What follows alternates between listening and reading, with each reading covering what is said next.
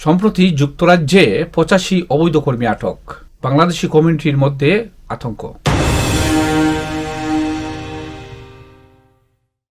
আসসালামু আলাইকুম, welcome back to another blog.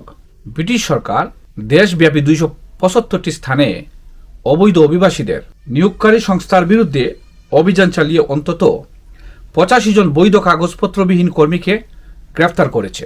সব মিলিয়ে 135টি কোম্পানি অনথিভুক্ত শ্রমিক নিয়োগের জন্য নোটিশ পেয়েছে।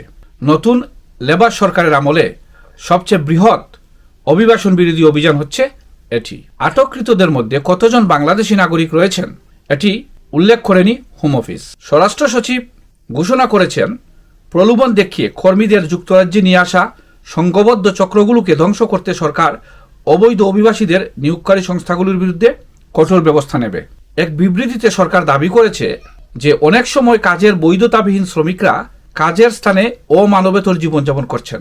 কঠোর শ্রমের বিনিময়ে যুক্তরাজ্যের ন্যূনতম মজুরির চেয়ে অনেক কম অর্থ উপার্জন করছেন তারা। সরকারের এক মুখপাত্র বলেন, এই ধরনের আরও ক্র্যাকডাউন অব্যাহত থাকবে।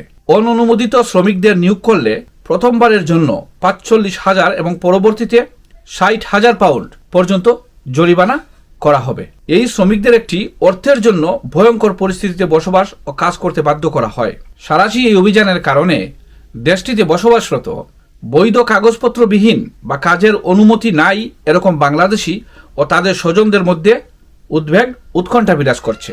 নতুন করে বিভিন্ন ভিসায় মানুষ না এনে ব্রিটেনে যাদের কাজের বা বসবাসের বৈধ কাগজপত্র নেই তাদের যদি শর্ত সাপেক্ষে বৈধতা দেওয়া হতো তাহলে ব্রিটেনের অর্থনীতি লাভবান হতো এবং তাদের অর্জিত অর্থ থেকে ব্রিটেন অনেক বেশি রাজস্ব পেত। এ ধরনের মনোভাব পোষণ করেছেন এদেশের অনেক বিজ্ঞজনরাই। শেয়ার করেছি আপনাদের সাথে এই ভিডিওটি, আপনারা বেশি বেশি শেয়ার করে অন্যকে জানার সুযোগ করে দেবেন। ভালো থাকুন, আজ এ পর্যন্তই, ধন্যবাদ।